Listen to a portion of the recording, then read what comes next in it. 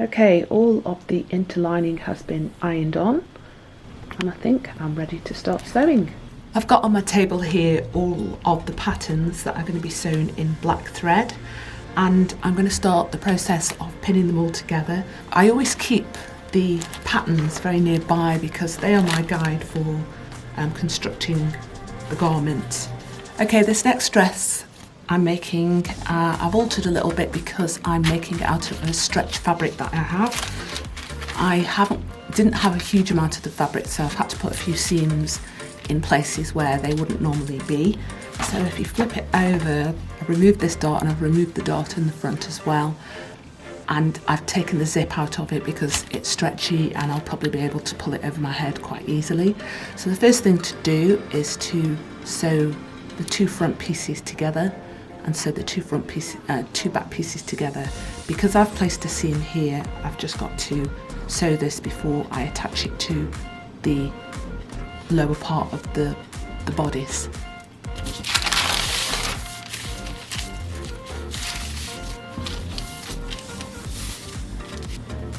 So I'm going to find the centre front of both panels and match them up.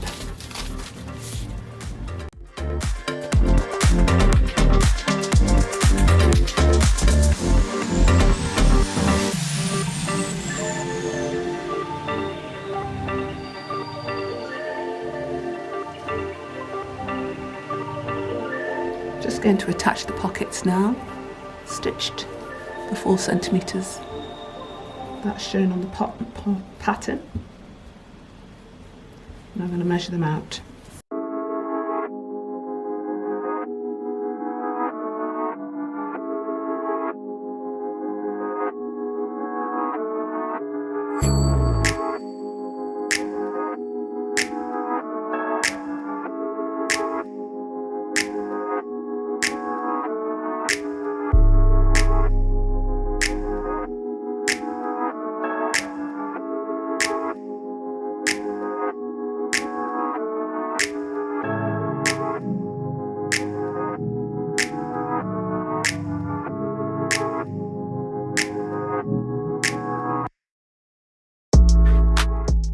And to put these cuffs in, find the halfway point of the sleeve I'm going to attach it to, mark it with a pin, find the halfway point of the cuff I'm going to attach, mark it with a pin, start with matching those pins up, right sides together.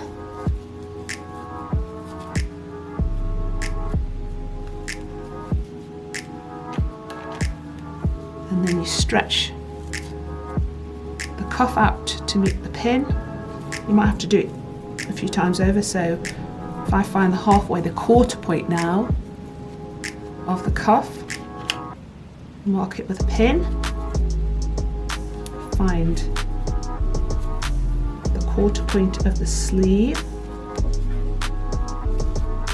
and mark that with a pin.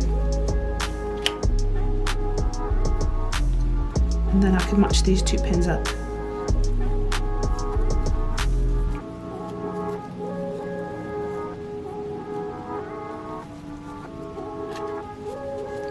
And then I can stretch. I can actually do that when I'm on the sewing machine, so on the overlocker. I can stretch it out as I'm attaching it. And it fits neatly and evenly, the two together. Okay, I'm getting towards the end of finishing this top off.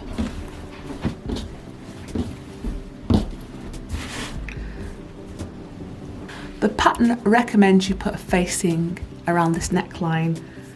Now, what's my excuse? I haven't really got an excuse, but I prefer to do it a lot quicker than that rather than having facing. So I'm going to do my stretch version of a neckline.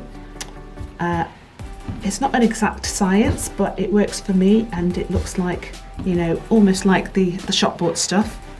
So what I'm going to do is I'm going to fold this in two to sort of get a rough idea of what that measurement is. I say rough because a lot can be eased out due to stretch of fabric. So I've got this scrap of the same fabric and I've got it on its stretchy side. So there's not very much stretch on that side. There is on this side, and it actually works well because of the design I've got going here. So if I make a neckline which contrasts with the horizontal stripes I've already got on the top, it's going to look quite effective. So what I'm trying to do here is make sure I've got double that measurement at least. So this scrap of material is actually slightly smaller, which is fine because I was going to cut a piece that was slightly smaller than the neckline in order to stretch it so the neckline isn't baggy when it's sewn together. So I'm going to go with this piece. Like I say, it's probably about 15 centimeters smaller than my neckline, and all I need is 2 centimeters for a fold and whatever seam allowance I'd be using. So I usually sew 5mm seam allowance. So if it's 5mm on this side and then 5mm on the other side, the total width of this band I'm going to need is going to be 3 centimeters. So I'm going to cut that now.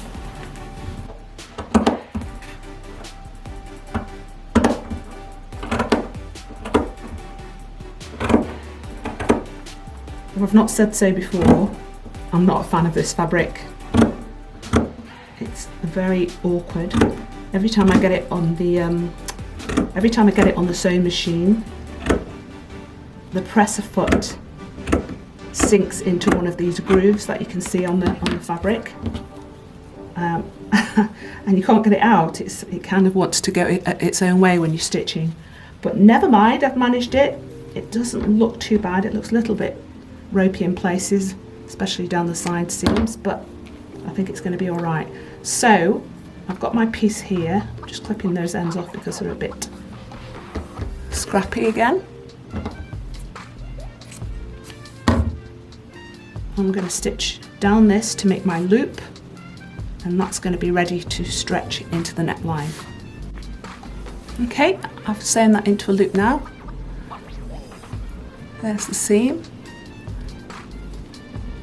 I'm going to fold that in half and start attaching that to the neckline.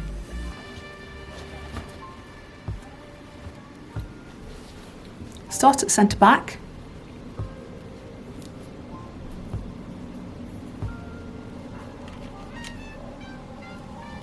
And pin.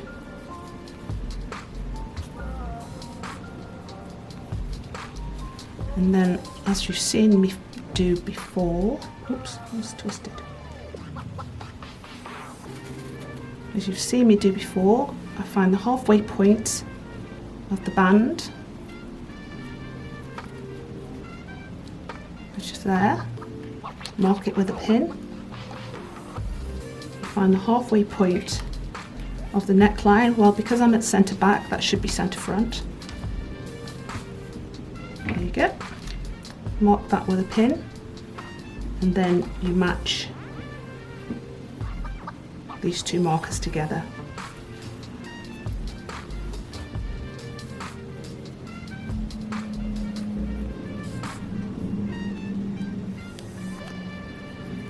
And you do that as many times as you need to. So because that's a bit too long, I'm going to do the same thing again. I'm going to find the halfway point of the neckline band I'm putting on.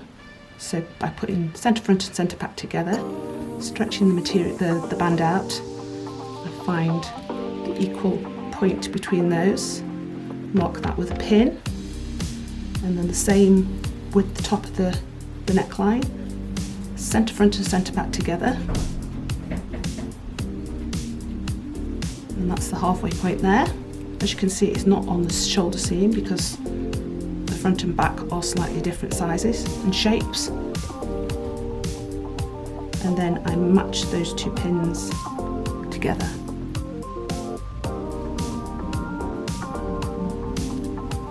You can go one more time if you want to. I think that's going to be alright for me. I can actually hold that on the overlocker and even those out. So I'm going to just do fourth section, centre front and centre back together.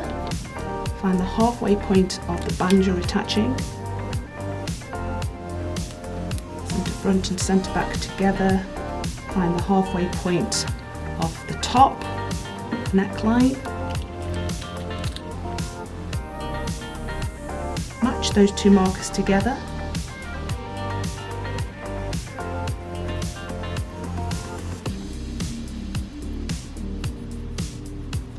Pin them down, and then you're ready to start stretching the neckline band out and stitching it to the neckline. So I'll go and do that and show you how it turns out. And there we go, it's looking good. So you can actually top stitch with a zigzag, or if you have a cover stitch along here, just so this lies flat, or even press it, you know, it should be fine once I've pressed it. But yeah, that's a lot easier, I think, than putting a facing in, especially on stretch fabrics. I think if it was a woven fabric, I'd be more inclined to do that, but that's going to be fine for a stretch, and I absolutely love how this horizontal works against the vertical. So all that's left to do on this now is to hem it. My plan is to use my cover stitch to put a hem on. Again, I'm not so sure about this fabric. It is a little bit on the unpredictable side, with it being a rib, very stretchy rib at that. But I'll give it a go, see how we get on. And now I've had a chance to work with these fabrics, I've decided to put some stretch interfacing in the hemming seam, because I know how temperamental my cover stitch machine is, and especially on this one, it will just try and eat it. I know. So I've decided to put some interfacing in there just to give it a little bit of firmness.